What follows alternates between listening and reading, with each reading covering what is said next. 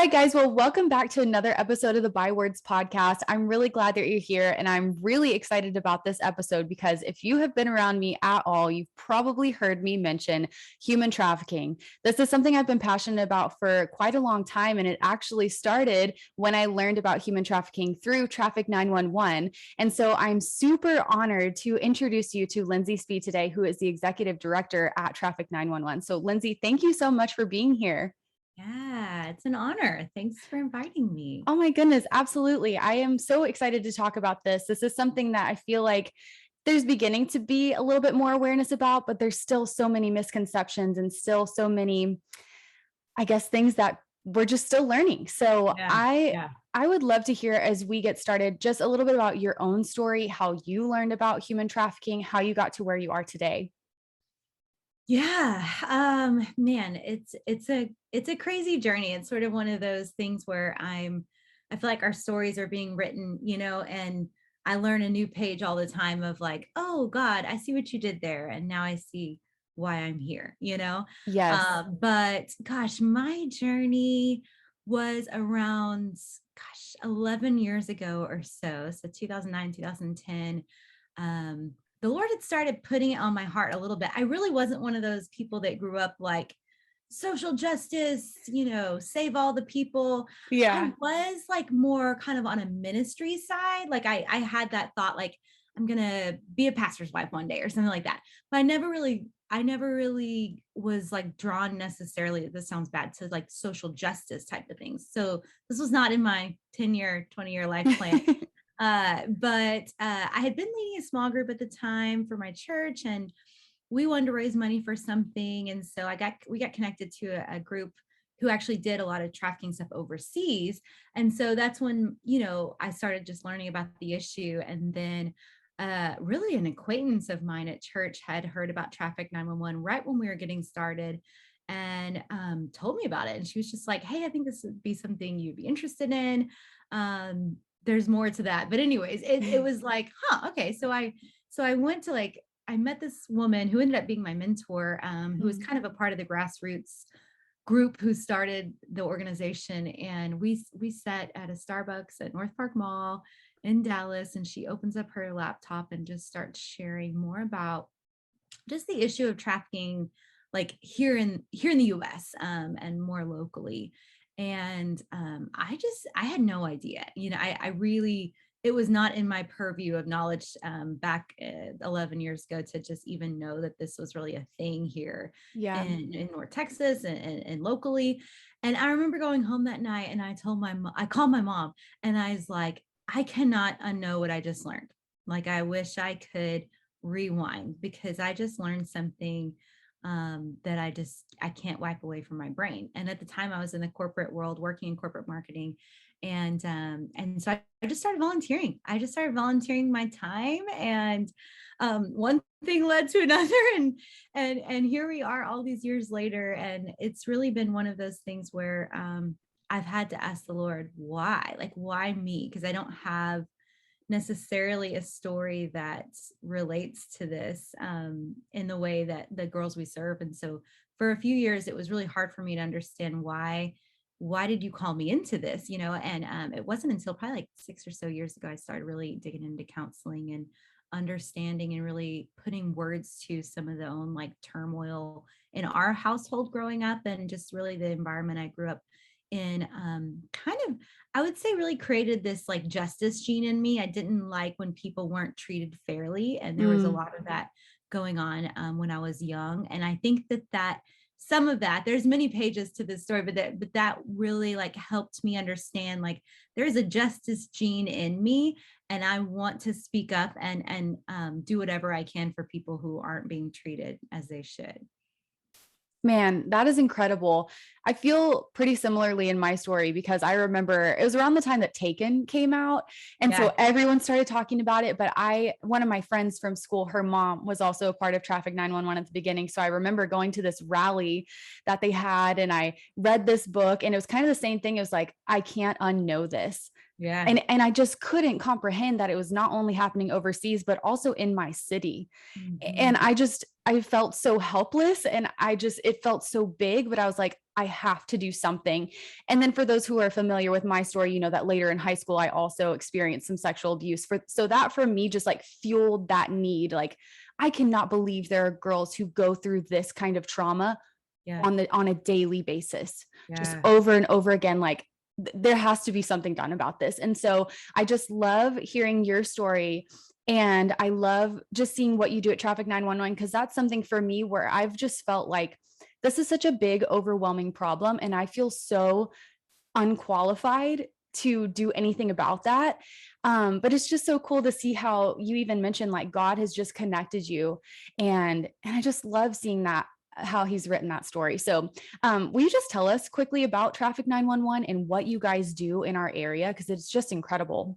Yeah. Yeah. So we've done a lot of things over the years. We're 12 years old. So I think when you get into this field, especially as an organization, you evolve in really how you're choosing to tackle the issue. And so I like to say our why has never changed. You know, we've really had the focus of freeing youth from sex trafficking and really focusing on the younger kiddos, our like since our infancy. But how we've gone about it has changed over the years, which I think is very healthy with this movement. The more you learn, the more you ebb and flow and prune and really get good, or better, I should say, not good, better at tackling the issue from your sweet spot. And Mm, so really for us, what we do now, I really feel like we're in our sweetest spot yet, which really is this kind of unique space. I like to call, I mean,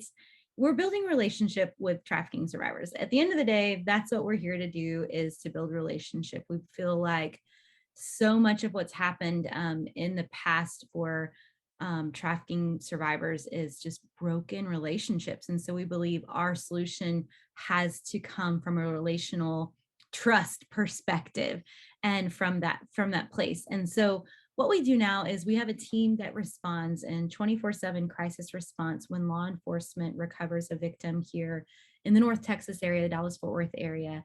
One of our advocates dispatches, usually with a backpack, and responds to the location of where the youth is, either at the police station or the hospital sometimes. And we just begin building relationship with them and being their advocate. And it's a part of these huge, what's called a multidisciplinary team. And so we work with all the kind of main systems in each county to work as a team together. And our role is to be the advocate for that youth. wow.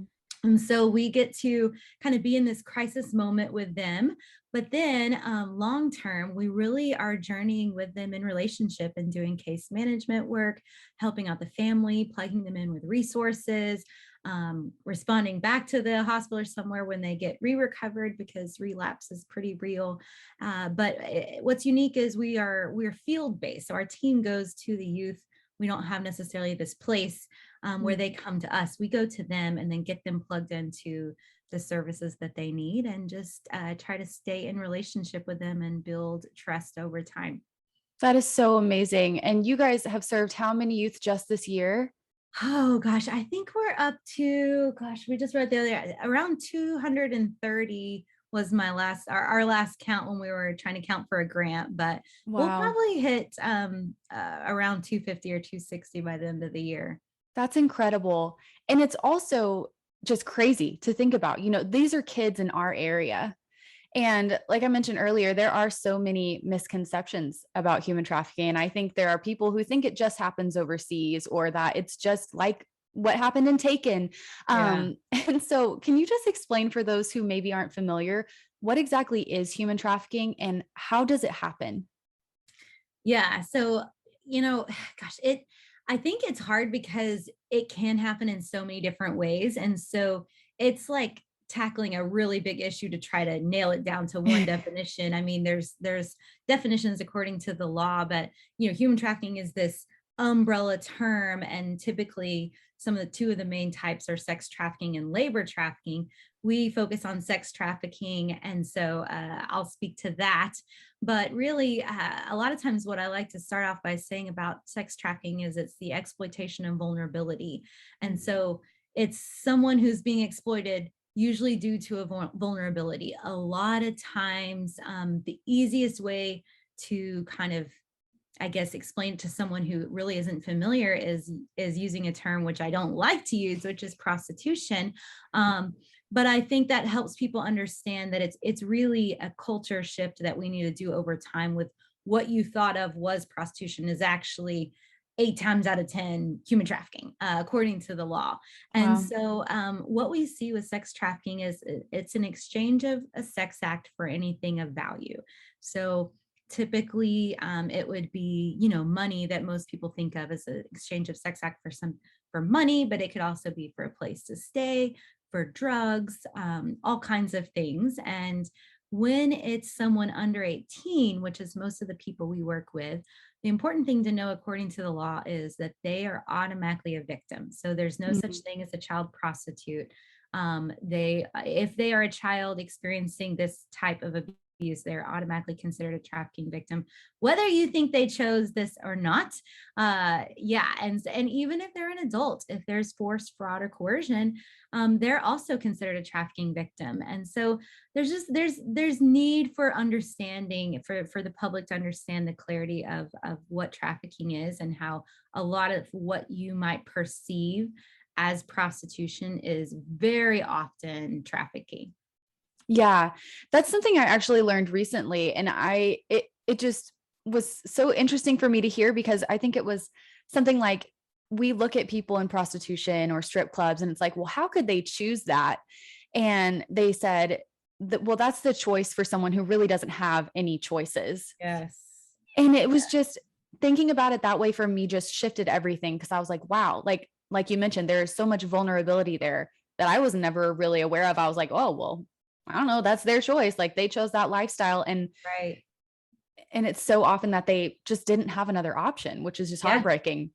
And they say, I mean, I've heard people say all the time, no one wakes up one day and says, this is what I want to do for a living, is be abused and be basically used for all my body's worth. It's just Right. not, it's not typical that someone's going to wake up and see that. I mean, research shows that women, men, girls, boys who have gotten into this, for whatever reason, I mean, it's because there's been vulnerabilities and they've been exploited and they don't feel like they have any options, or they're under the control of someone else, and so Mhm. it's always more complex than any of us like to, try to fit in our minds. Right.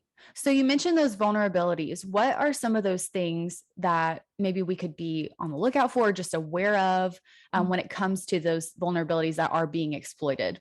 Yeah, gosh, there's a lot. I mean, when you think about vulnerabilities, even you and I have vulnerabilities, I mean, so it could be as Mhm. easy as um uh I'll speak to more teenagers because that's who we work with a lot. A teenager who really doesn't have much parental guidance at home, and they're online too much, and they are vulnerable because no one's watching them or looking out for them. And so um they could get pulled into something that started online, or it could be a family who doesn't have love in the home. And so that's a vulnerability, because if you haven't experienced a healthy family, especially a healthy father figure, a lot of us girls are just more likely to want that from someone else, even if it's someone unhealthy.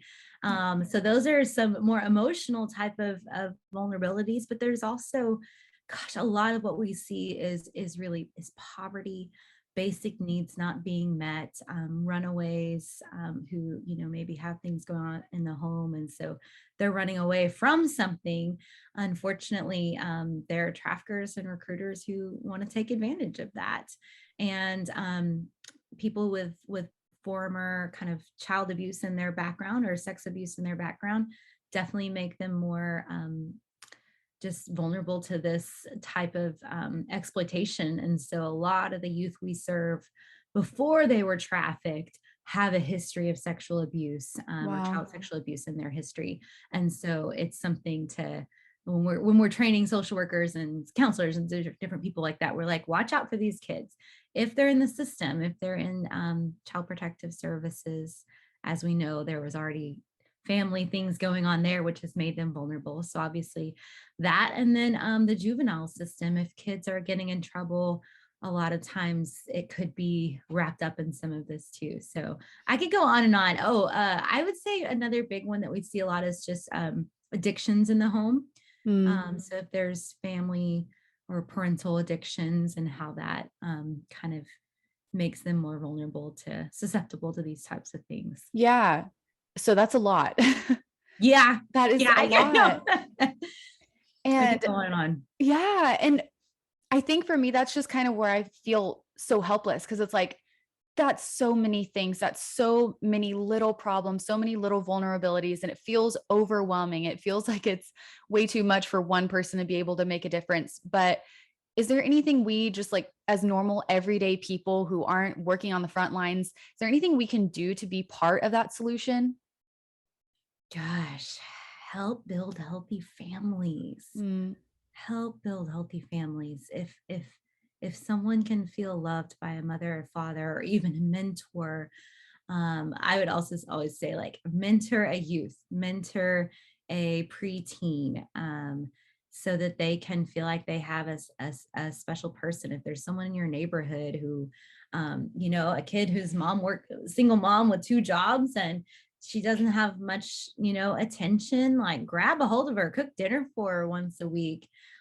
We've got to love on our kids, because they're growing up to either be the victims or the offenders. mm, And a lot of that is due to an unhealthy childhood, and fail. And so I think when there can be trust built, even, gosh, just help a family pay their rent so they don't get kicked out of their apartment. Like, it's yeah. really basic stuff when you're helping vulnerable people in your community, by fostering a child, by mentoring someone, by helping a family get on their feet.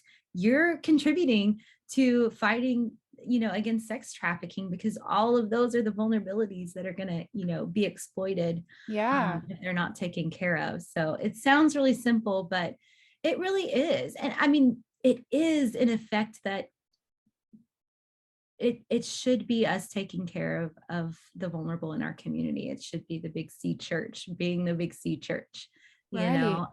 and so everyone wants to kind of hone in on this one symptom, which is sex trafficking, or this one issue, but it's so intersectional. There's so much to it. And we find that most of the time, the girls we work with, they're more affected by the abuse in their home when they're a child than their trafficking experience. Wow. So yeah. Wow. I love thinking about it that way too, kind of like on the proactive side, because really, like, that's what God even told us to do is, care for orphans, care for widows, like, look out for the vulnerable people in our communities. And that could solve so many of the problems before they even start. I love that. Yeah. Well, and on the reactive side, I just have to say, it is it's not for everyone to just go out and serve a trafficking victim. I think if you've ever heard that, oh gosh, what is that book? We as Christians especially, but anyone, can do more harm than good with our well-intentioned selves. Yeah. And I mean, gosh, look, this was me. I got in thinking, I just want to help. I've heard of an issue and I want to help. Honestly, what's happened is they've helped me more than I've helped them. I get near to brokenness. We all get near to brokenness, and we actually realize our own brokenness in the process. And so it's not for everyone, to directly serve a trafficking victim, but there are ways. I mean, gosh, we have a doctor's office right now, over not too far from here, that got connected through a church, and they offer almost all of our girls their well woman exams. Wow. They do all of their kind of checkups and things like that. And that's a local doctor's office who heard about this and said, like, what am I already doing, or what's my expertise, and how do I contribute? And so Yeah. I think if you want to help even on the reactive side, ask yourself, like, what is my world that I'm already involved in, or what God's already given me to steward, and how can I use that towards affecting this issue? That is so cool. I love thinking about it that way, because that's kind of been my story. Like, I don't have any qualifications, Yeah. but it's just been cool to see how God has given me opportunities to, like, use my books to give back, or just use my social media as a platform to educate. Like, even if it's the So smallest things, good. we all have an opportunity to bring awareness or just educate ourselves. Or, Yeah. I mean, there's so many things we can do to play a role. It doesn't have to be this huge, massive, like world changing step. Like, I think if Yeah. all of us can take those little steps, we really can start to see a change, which is really Yeah. cool. No, totally. And I would just encourage people, especially if they have a passion for this, go research and really learn. Number one, just learn. And then go really understand the groups that are already doing stuff. Mm, Because I get probably emails and phone calls every week. Someone wants to start something new. Someone has a heart to do something. And I want to know, like, what have they learned from the people who have been doing this a while? mm, Because we could dilute our efforts as a community starting 50 million different things, when if we put all of our efforts towards like 3 or 4 really incredible things that have momentum, I think we're going to make more of an impact. And so I think it's important to kind of check our pride, check our savior complex, myself included, and yeah. say, Lord, like, what are you doing on this earth, and how can I join you in what you're already doing? I'm not the savior. Yeah, that's so good. So, something I wanted to ask you, and I'm glad you brought this up as far as education, because there's just so much information out there. How can we actually find accurate information? Yeah. Oh, it's tough.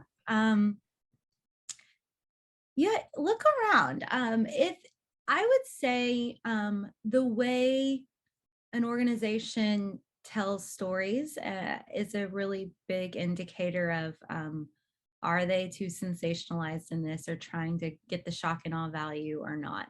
Okay. Obviously, this is a hard issue, so there is some shock and awe to it, no matter what you do. Right. But look and see, I mean, I would say, gosh, the National Human Trafficking Hotline, they've been around for years. They're doing really well at communicating about this issue from a national level, um, in a pretty direct way, non-sensationalized way. So some of the national groups, gosh, Love 146, Rebecca Bender Initiative, there's some bigger national organizations who are leading the charge in communicating in an ethical storytelling way, in ethical ways that honor survivors, that are not trying to tell you a sob story so that you can give them money. Right. And so I would just say, watch for, see who you're following, or what websites you're looking at, and how are they telling about this, and is it an honoring way.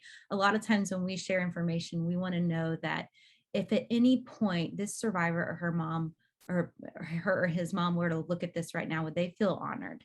Mm, And so I think that that's a big thing that we all, as a movement, I actually have it written here on my whiteboard: the maturation of the anti-trafficking field must be stewarded by us as a community. So those of us who are in this work, it's our responsibility to help you understand in a way that's has integrity to it, is ethical, is non-sensationalized.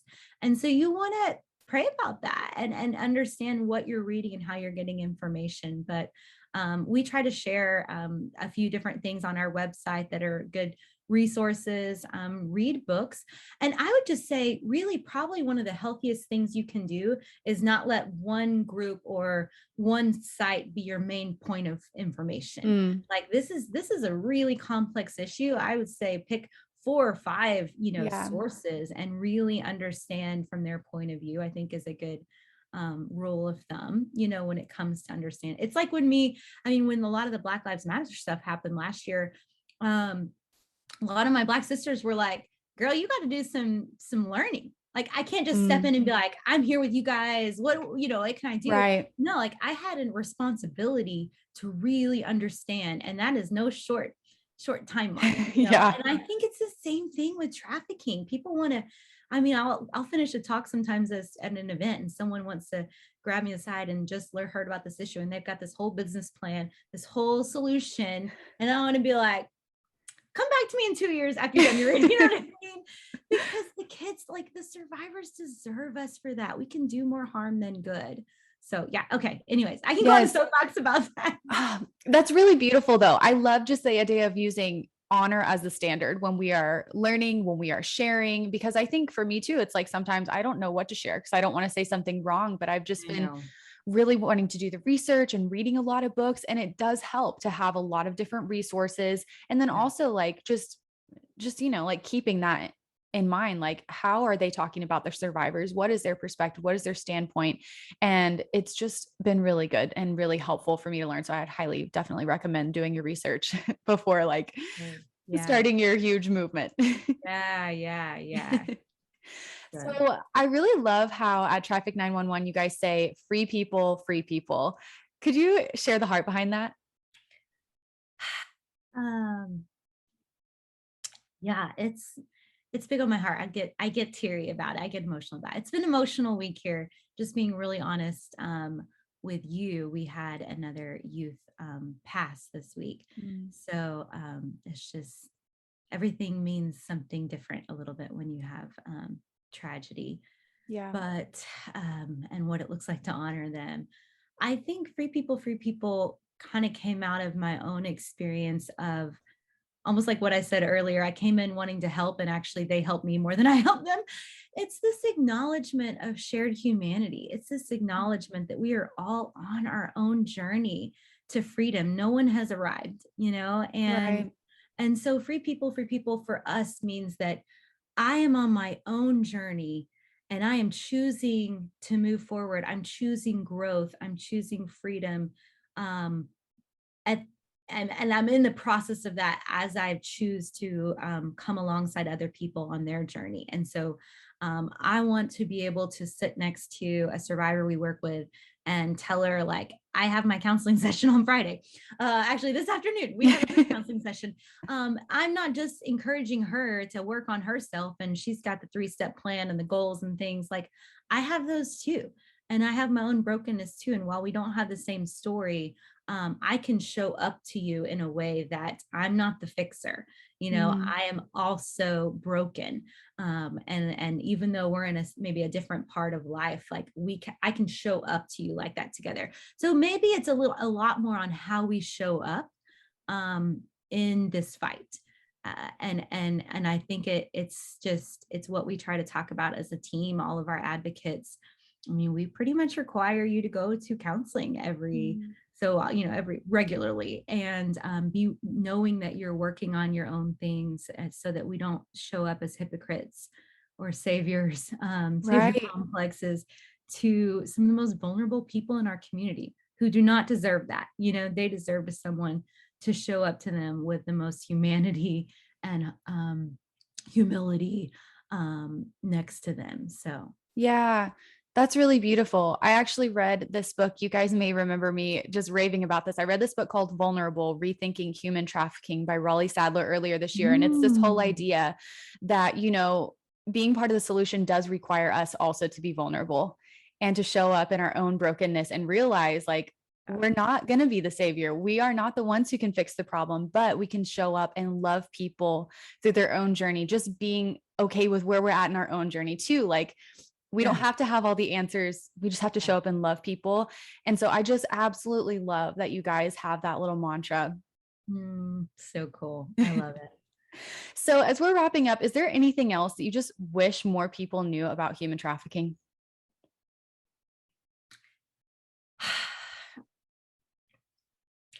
I think that I would love people to embrace, gosh, that it's not a one size fits all, number one, both like in the issue, but also in how people heal. Mm, And in that the recovery, as we call it, some people call it the rescue, we call it the recovery. Like when someone is either exited the life or been brought out of the life, that is just the beginning. Like people are like, yes, and we want to celebrate. Yes. But let me tell you about the next years and years and years of her life that are going to be an uphill battle. We thought that was an uphill battle. Getting out and getting on your feet and not living with all the trauma, figuring out how to live with the trauma that you've experienced. That's the journey. yeah. That is the journey. And so sometimes we get frustrated, not frustrated, but it's just, I think it's hard as we communicate with the public about this issue. And we'll share, even last night, we had a 17-year-old recovered And everyone loves those stories. Like everyone, like, a million likes can be on the recovery. But Yes. no one fully understands these long journeys of like, she got her GED last month. Like these stories along the way, like those are the Wow. ones that are like that we want people to grasp that this is not a quick fix. This is our community stepping up for these girls and boys and women and men like for years, Mm. helping them create a different life for themselves. And so, yeah, I think that I would want people to know that recovery is just the beginning. Yeah, that's really good and so helpful to remember that there is a person on the other side of that who still has such a long journey of healing and all of that. So I just love that that's what you guys at Traffic 911 are committed to. It's just so beautiful and exciting to see. So thank you so much for that. Thanks. Yeah, we love it. It's the biggest honor. Sometimes people say, like, or sometimes I feel like I'm the Debbie Downer in conversations, especially if someone asks me what I do for a living. I'm like, don't ask me what I do because then you're gonna be responsible for the information I'm about to share you. Hmm. But I like to say, like, you know what? We get a front row seat to the most incredible human resiliency you've ever seen. Wow. And every once in a while, we'll hear one of the girls say, like, but God saw me through that, or they'll mention God. And I am so convicted. I'm like, good gosh, if they believe there is a God and they have faith amidst what they've been through, like, who am I to ever doubt the goodness of God, And Seriously. so it's really an honor to get to walk with them. That is incredible. Well, thank you so much for your time. I just really appreciate you. I appreciate everybody at Traffic 911 and what you guys do. Can you please tell everyone where they can find you and continue learning more and get connected? Sure. Yeah. So follow us on social media. It's Traffic 911 with a CK, Traffic with a CK 911. You can go to traffic911.com.org. They both go there. Social media, as far as social media, Facebook and Instagram are probably where you'll find more often. And then you can go on our website and sign up for our emails. You'll get a lot more information that way. But yeah, we've got anti-trafficking orientations here at the office, usually about once a quarter or every so often. If you want to come learn more, come sit and hear from us from what we've learned over these first 12 years. And we're happy to help connect you with other organizations doing amazing work because we are not the only one and we're a tiny piece of this huge puzzle. So yeah. Well, thank you so much. I just appreciate your time and your story and everything that you're doing. Thank you so much for being here with us Yes, today. thanks for having me, Hannah.